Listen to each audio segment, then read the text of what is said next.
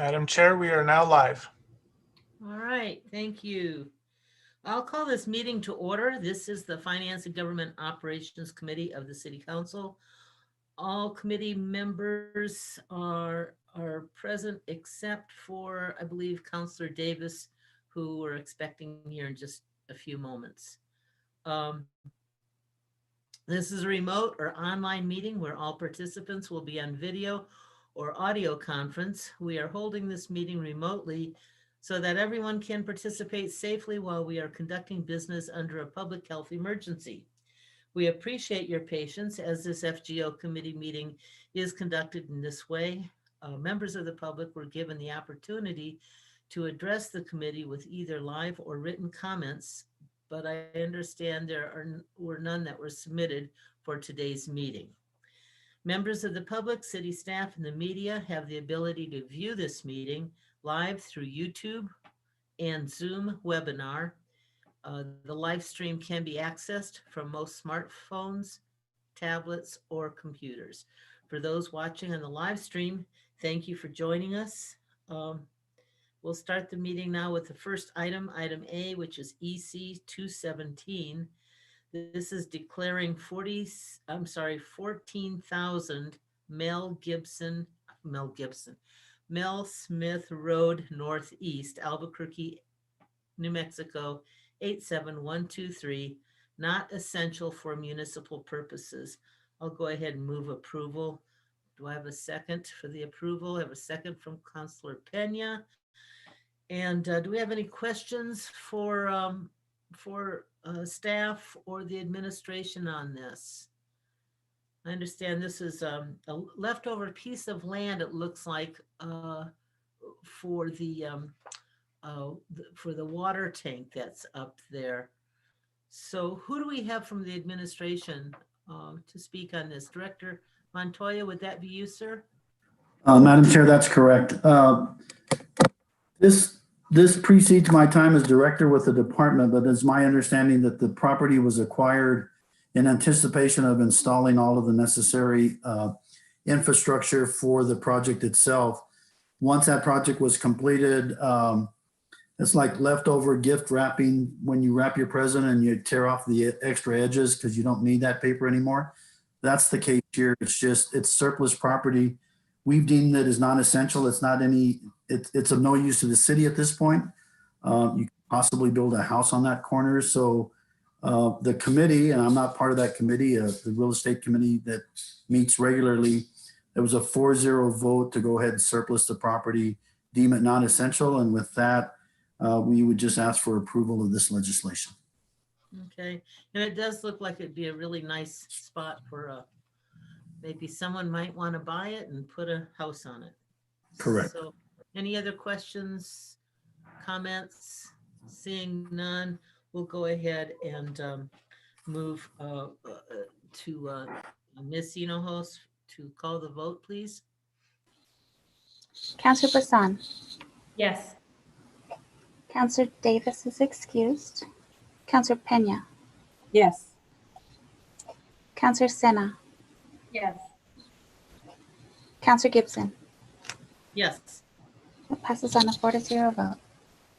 Thank you. Okay, so we'll move ahead then. We're on item B, which is EC 218, approval of the fourth supplemental agreement for the professional technical contract, the Route 66 Veterinary Emergency Critical Care Center. I'll move approval for this EC. Do I have a second? There's a motion and a second from Councillor Bassan. Thank you for the second. We have with us today Director Ortega from the Animal Welfare Department. Director, would you like to talk to this EC for us? Explain it a little bit. Sure. This is as and thank you for having me here, Madam Chair and councilors. This is basically the approval of the Fourth Amendment, and this is our after-hour services that Route 66 provides for our animals. When our officers get them under emergency after hours and our clinics are already closed. They provide a great service, and they've also added this year the ability for our foster providers to be able to reach out to them if they run into issues in the evening or at the late hours with their foster animals. So it is a great partnership. So thank you all for approving this addendum. Thank you, Director. Appreciate that. That's a very important part, contract for your department, so, and for the city. So seeing no other questions or hands raised, we'll go ahead and go to a vote. Ms. Enohost, would you help us with that, please? Counselor Bassan, Yes. Counselor Davis excused, Counselor Pena, Yes. Counselor Sena, Yes. Counselor Gibson. Yes, That passes on a 4-0 vote. thank you. And now on item C, which is EC 230, Belly Freight Building Lease and Operating Agreement between the City of Albuquerque and Global Aviation Services, LLC, doing business as Prime Flight GSE Maintenance. I'll move approval. Do I have a second? There's a second from Counselor Bassan. Thank you for that. I don't know if we have anybody from aviation. Yes, Director Allen, there you are. There you are. So did you want to say anything about this particular lease agreement? Director Allen? Good afternoon, counselors. Thank you for having me today. This is a pretty standard lease agreement as it comes for aviation property. This is a company that we already have at the airport, and they're just adding some more space in a different building so that they can provide a new service to our airlines. We appreciate your support. Thank you, Director. Any questions, comments from administration or the counselors? Seeing none, we'll go ahead and go to a vote then, please. Counselor Bassan, Yes. Counselor Pena, Yes. Counselor Sena, Yes. Counselor Gibson. Yes. Passes on a 4-0 vote. All right, very good. Our next item is part of the Biopark Society in the city. This is EC 231, a ground lease agreement between the City of Albuquerque and New Mexico Biopark Society. I'll go ahead and move approval if there's a second. There's a second from Counselor Sena. Thank you for that second. And I think I saw, there he is, Director Gibson, Brandon Gibson. Good to see you, sir. Good to see you. Good afternoon, counselors. Thanks for the time today. As you may know, the New Mexico Biopark Society has a double-wide mobile office off Iron right next to Rio Grande Pool. And that property is technically the City of Albuquerque's and is part of the biopark. They've been operating their nonprofit work out of there for many years, but this is just part of the city and our biopark team cleaning up all of these leases. So we've been working hard with real property to get this sorted out, and I'm open for any questions. Any questions or comments, counselors? Madam Chair? Yes, Counselor Bassan. Thank you. Director Gibson, is this, so what, we've been leasing this so far, right? We're just renewing it, correct? This is actually the first lease I have seen. Okay. And it was just. I think in the past, previous- since the operations whole nonprofit mission was to support the biopark, that the city viewed that work was in lieu of rent. But we've changed it. We just wanted to reflect a proper lease agreement, and that money go to the general fund. Okay, thank you. All right, seeing no other questions, then we will go to a vote then. Ms. Hinojosa? Counselor Bassan, Yes. Counselor Pena, Yes. Counselor Sena, Yes. Counselor Gibson. Yes, It passes on a 4-0 vote. thank you. And item E. This is for Counselor Benton. I'll go ahead and move it. I believe we have him here with us though today. Yeah, we have him still. This is R2, a nuisance substandard dwelling or structure in need of abatement at 1623 Central Avenue Northwest, 87104, within the city limits of Albuquerque, New Mexico, is so ruined, damaged, and dilapidated as to be a menace to the public comfort, health, peace, or safety, and that it is to be required to be removed. I'll move a do pass. If there's a second from Counselor Bassan. Thank you very much. Counselor Benton, did you want to speak to this?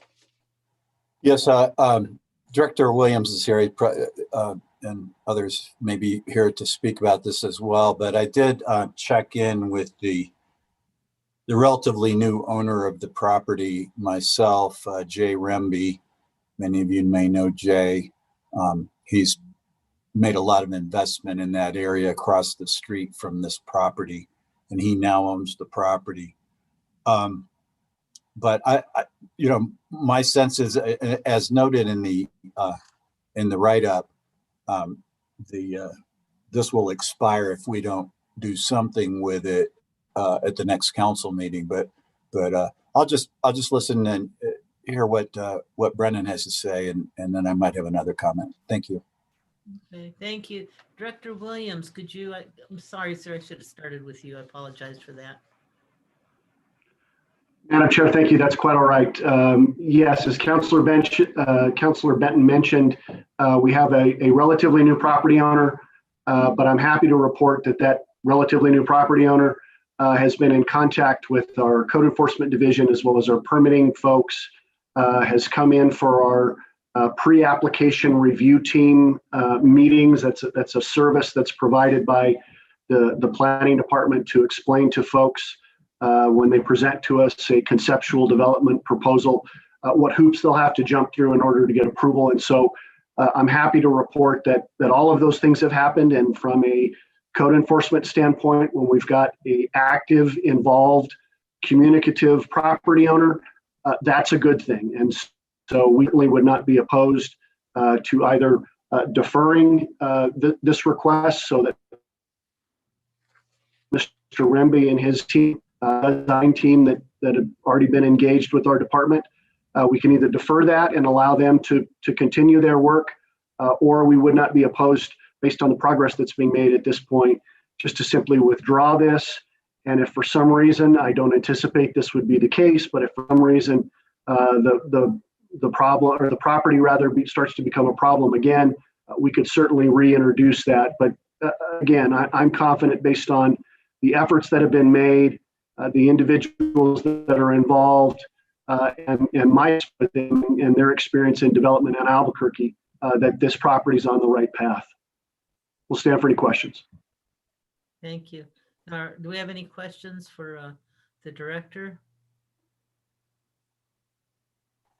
It'll be, go ahead, Councilor Bassan, go ahead, please.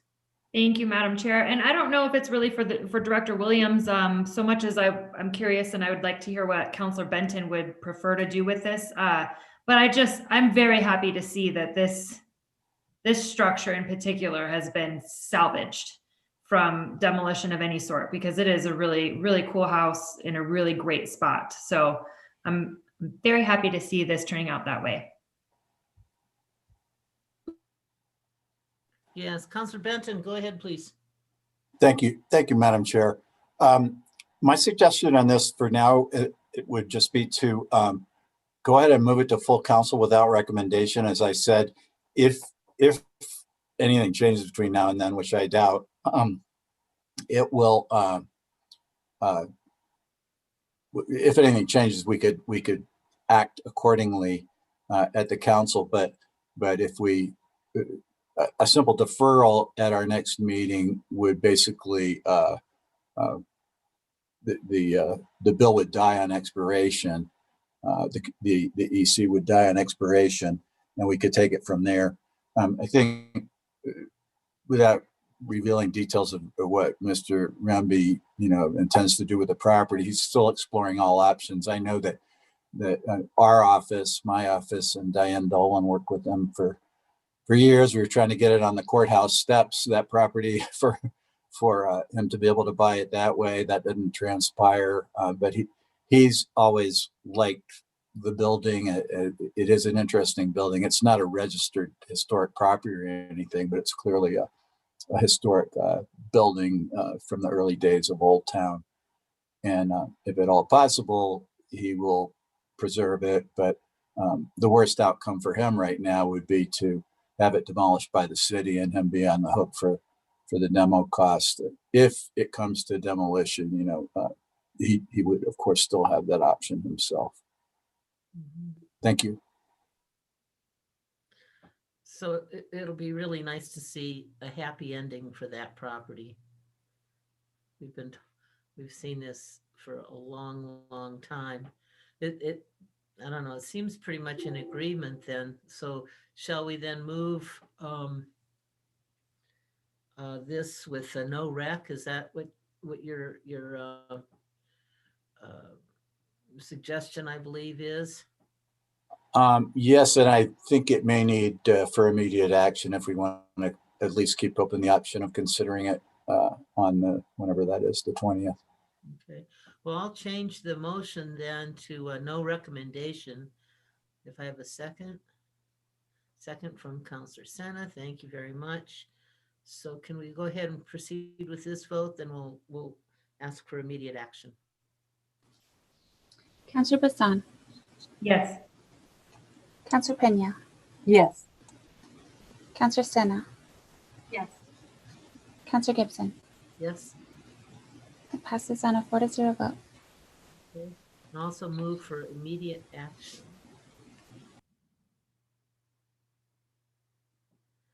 So can we go ahead and have the vote then for immediate action? Oh, there's a second, sorry. We did a second, which I have now from Counselor Bassan. And take a vote on that, please. Counselor Bassan, Yes. Counselor Pena, Yes. Counselor Sena, Yes. Counselor Gibson. Yes. That passes. All right, thank you. Item F before us is R122, directing that no new changes or actions occur with respect to the La Jornada art installation at the Albuquerque Museum until after the completion of the criminal investigation into the June 5th, 2020 incidents at that location. I'm going to move a deferral until March 8th FGO meeting. If I could get a second on that. Well, and I'm doing this on behalf of the sponsor who asked me to do this. Okay. Thank you. Counselor Bassan for the second. Any discussion from council? All right, then can Ms. Hinojosa, could we please vote on the move for a deferral? Counselor Bassan, Yes. Counselor Pena, Yes. Counselor Sena, Yes. Counselor Gibson. Yes, It passes on a 4-0 vote. thank you. And then I think this is almost last, not quite last. On the agenda is item G. This is R125. Counselor Davis is sponsoring. This is establishing a permanent funding from the Transportation Infrastructure Tax for the Neighborhood Traffic Management Program, voiding the Section 3 of Resolution 20-47. I'll move a do pass. Do we have a second for that? There's a second from Counselor Bassan. And do we have any, let's see, staff to speak on this? Mr. Manacucci, I just saw your video turn on. did you want to talk to this bill, sir? Yeah, sure, Councilor, real quick, and if Council Director Montoya would like to follow up, please do. Basically, what it was that this bill was originally, when we passed the R147, the quarter cent tax bill to fund the NTMP, that time the administration just asked for 5 years of funding for the NTMP. I think they were thinking that they would initiate the program and then kind of see where they're going from there. However, once they began to implement the new program, they found out from the budget office that for them to be able to hire positions, the $250,000 had to be permanent. They couldn't hire the positions if it was just 5 years. This just corrects that. Okay. So so then we would have permanent positions going forward for NTMP. All right. Director Montoya. Madam Chair and Councilors, DMD supports this legislation. We have had more than 2 or 3 conversations with Tom about that. And basically, he's absolutely correct. What this does in the out years, even though we have purchased equipment maybe the first 2 years in this funding cycle, this would allow us to continue to have the 2 additional employees working out of our traffic engineering division to implement the program. So again, we're in full support. Great. Thank you. Seems like a really good idea to continue that. So councilors, any questions, comments to offer? Seeing none, let's go ahead and take a vote on that. Ms. Hinojos, please. Counselor Bassan, Yes. Counselor Pena, Yes. Counselor Sena, Yes. Counselor Gibson. Yes, Passes on a 4-0 vote. thank you. And last on the agenda is item H. This is also from Counselor Davis. It's R127, requiring the transfer of all excess parking division revenue to the general fund. I'll move a do pass. Is there a second? There's a second from Counselor Bassan. Thank you for that. Is there anyone here from the administration? Oh, Director Montoya, would you like to, do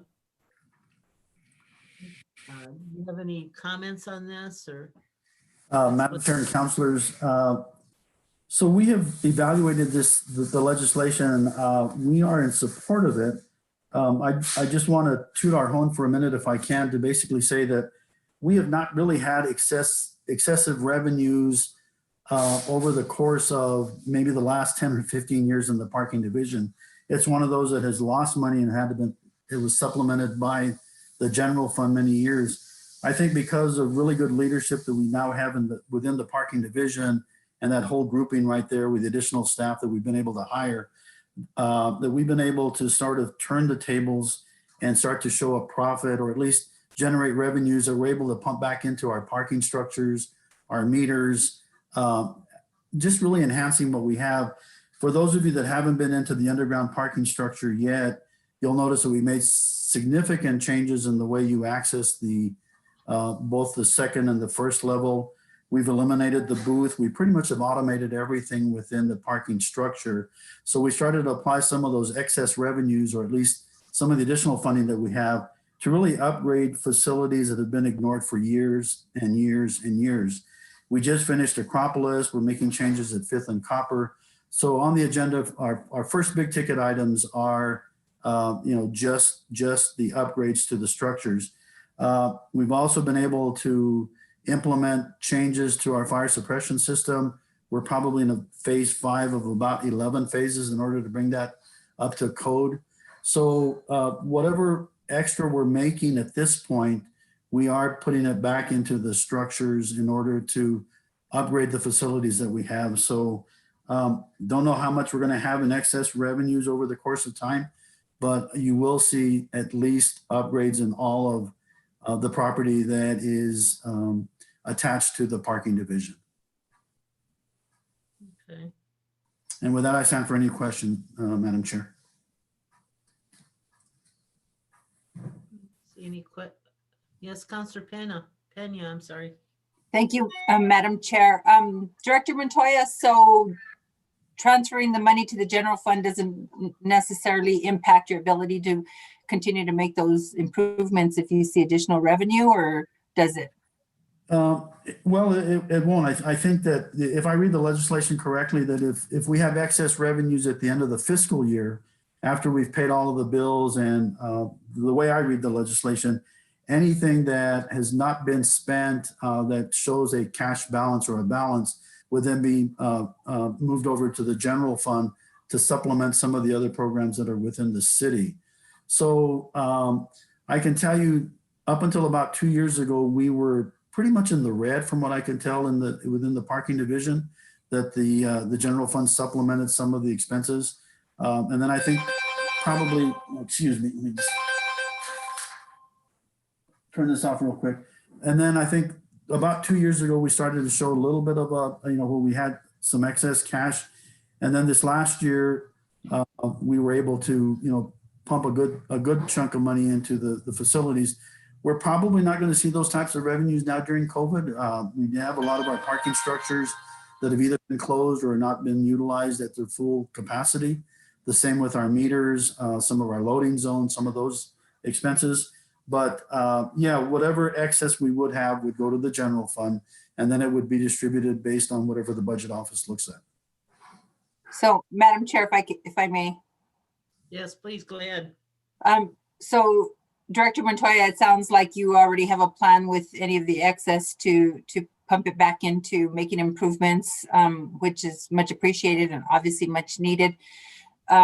It doesn't seem as though, very much excess would actually be going into the general fund based on what you're saying. So I guess I would just want to make sure that that is truly the intent and how it's read in the legislation, and not just that in excess of revenues and then it doesn't account for any upgrades. So who could help on that?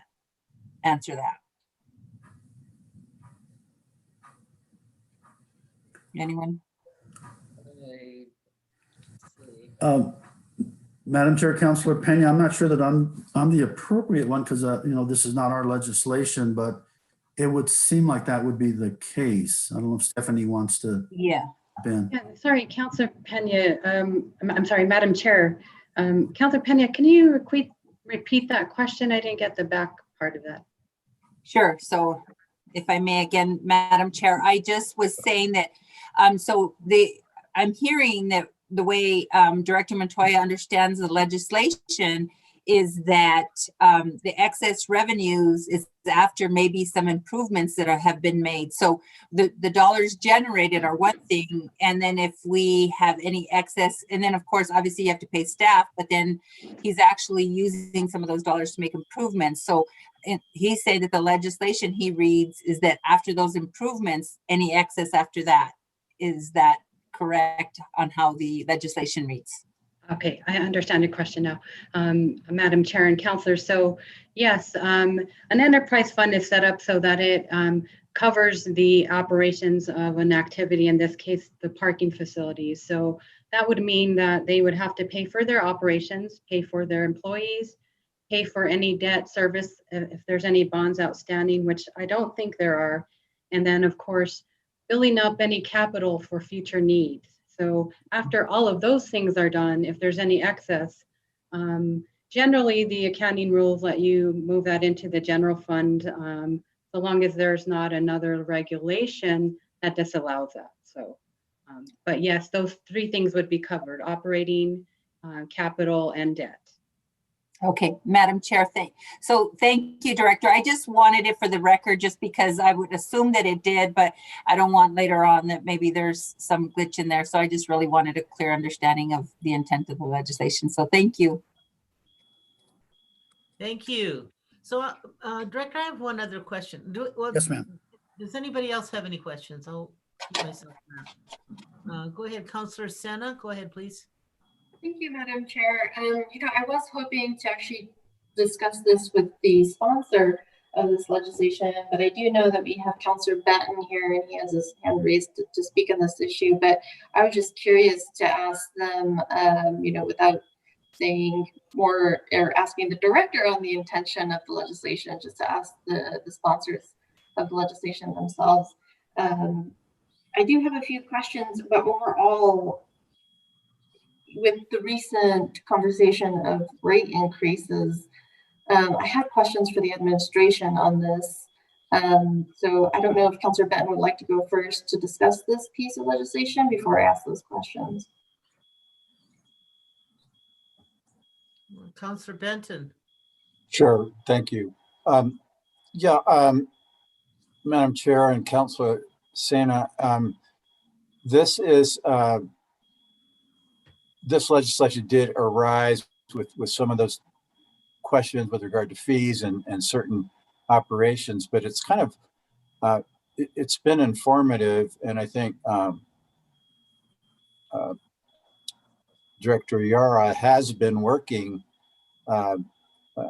speaking with the administration about this, and it raised some questions that I think are relevant, and especially, I kind of have more questions now than when we started out with this legislation as to the parking division. I know, having been here for a while, that we constructed quite a bit of parking over the years, but that's my understanding is that those bonds have been paid off, that we own those properties free and clear at this point, and that as Director Montoya was saying, we're in the process of trying to upgrade some of them, and we've also done some good work, I know, on the more modern parking meters for on-street parking and so forth that are much more user-friendly, and systems of paying remotely paying for your parking on those meters and so forth. I had a question myself, and I would like this to move forward. I think it's good to have this clarification with regard to an enterprise fund. But that question that came up was on the future capital projects, besides just upgrading and so forth. I think the indications we found was that it was $4 to $5 million presently of working capital in this division. And what is that? What's anticipated for that? Director Montoya, did So, you answer that? Madam Chair, Councilor Benton, I don't know that I can answer that question for you. I mean, I can get a response for you unless Stephanie has access to it, but I can't confirm that that's the dollar amount at this point. Okay. Well, maybe we could just continue those. We'll articulate those questions and get them to you through Stephanie. But otherwise, just to the members of the committee and Chair Gibson, ask that this move forward with a recommendation of due pass. All right, Councilor Benton, I think that Director Yara, were you able to answer that question? So I got that amount of working capital from Mr. Davis earlier today in the budget office, and I'm sure he and Mr. Bakta can confirm that later for us, or now if they like.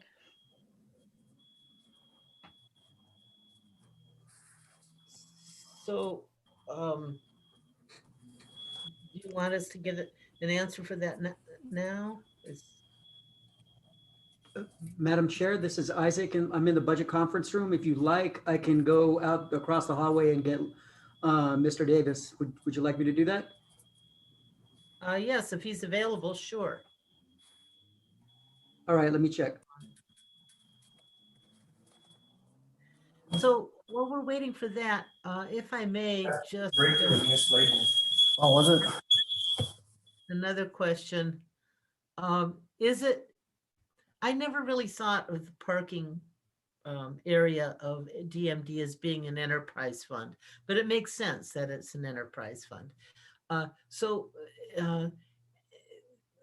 with that knowledge, now I'm seeing that we're directing some of the revenue, potential revenue, if there ever is any leftover revenue, back into the general fund.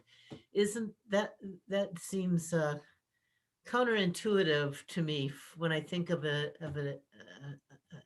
fund like this? Director Yara, can you? Yeah, Madam Chair, so this is one of those questions that's on the gray line, right? So accounting wise, they would frown upon us using an enterprise fund to fund a general fund purpose. We shouldn't be raising parking rates to produce revenue for the general fund. However, there's precedent around the country to say, okay, if this parking fund has some one-off, really one-off good year, and they've covered all of their expenses, there is some precedent to say that you could transfer some of that money into the general fund or allow it to be used for a general fund purpose. I'm going to go back to prior administration when we were implementing the PeopleSoft financial and HR system. Aviation, of course, is our most probably popular enterprise fund, and they actually were allowed to let us use some of their money to pay for the implementation of that program. Of course, that not only benefited the whole city, but it benefited aviation's operations as well. So it has been done historically. I would prefer that if we are going to be very specific, that we get maybe clarification from an external auditor to verify that opinion. Yeah. Okay. So we do have Mr. Davis with us in the budget conference room. What was the question that we had for him? Whose question was it? Could we get it repeated here? Go ahead, Counselor. It goes me. Mr.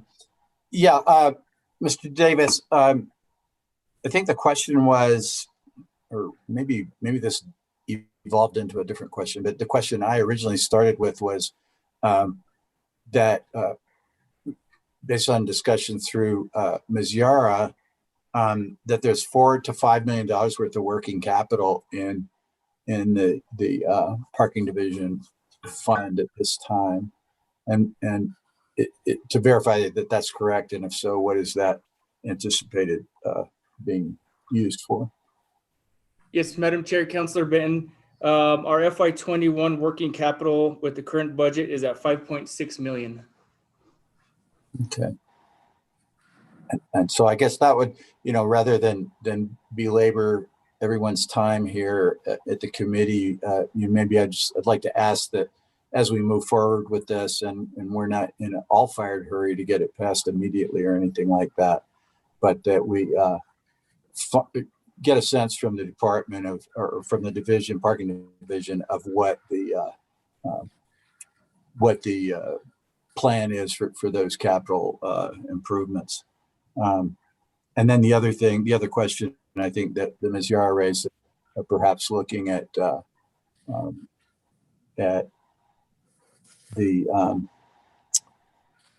just a service rate study. I don't know how long it's been since that's been done, or if it's ever been done with regard to looking at the rates that we do charge. So I think those are questions that in my opinion, don't necessarily need to be answered right now, but that have been raised. Right. So, Mr. Davis, could you possibly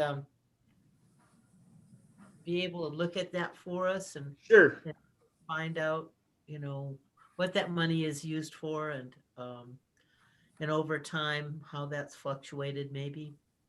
Okay, Madam Chair, also look at when the last time a rate change occurred. I'll do some research and background for you on that also.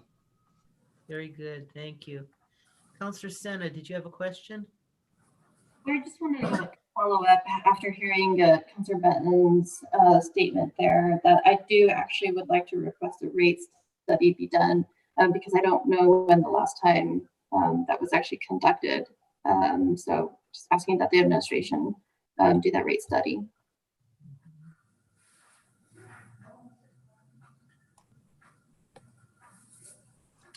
So that sounds reasonable, since nobody can really remember when the last one happened. I don't know, Steph, do you know it? Does that ring a bell for you? No? Stephanie can't remember either, so. That seems like a very reasonable request.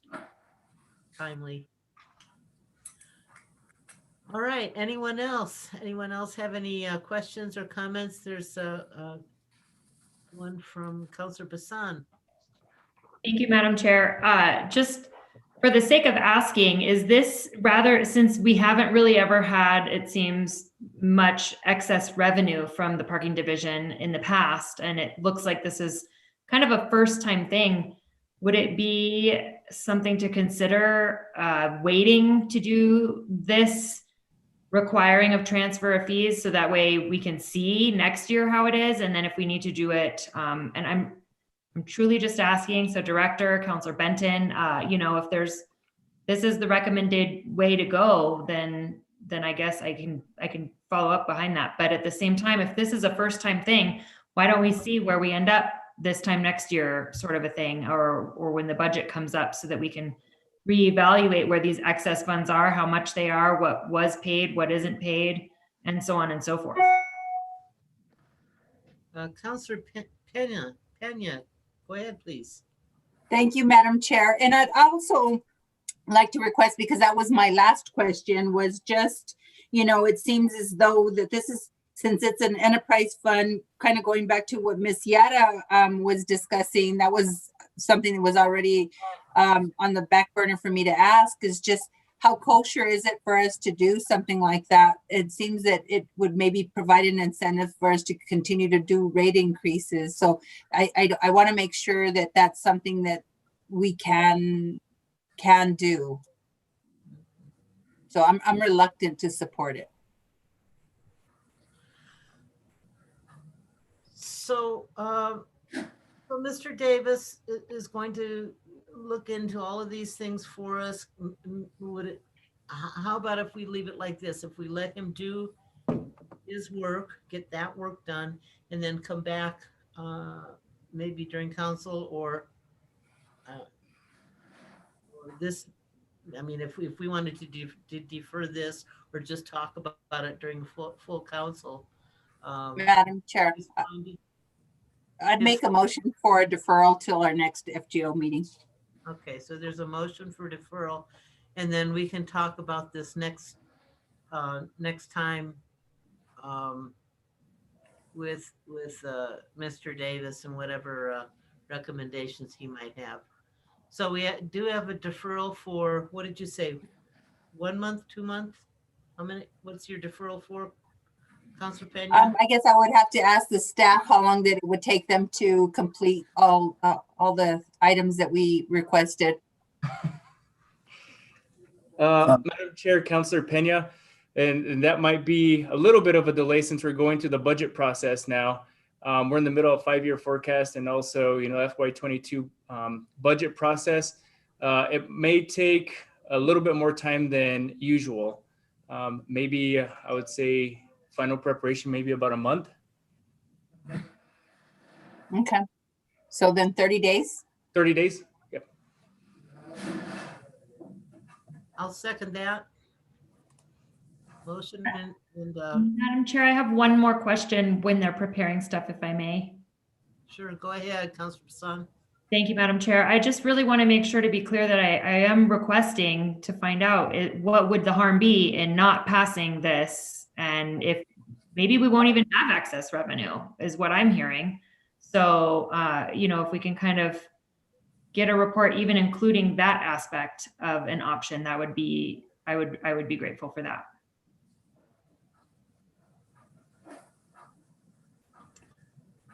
Okay. Anyone else? So the motion is for our 30-day deferral to come back to this committee. And Ms. Hinojosa, could you go ahead and call the roll, please? Counselor Bassan, Yes. Counselor Pena, Yes. Counselor Sena, Yes. Counselor Gibson. Yes. That passes on a 4-0 vote. All right, thank you. There being no further business before us, this meeting is adjourned. Thank you all.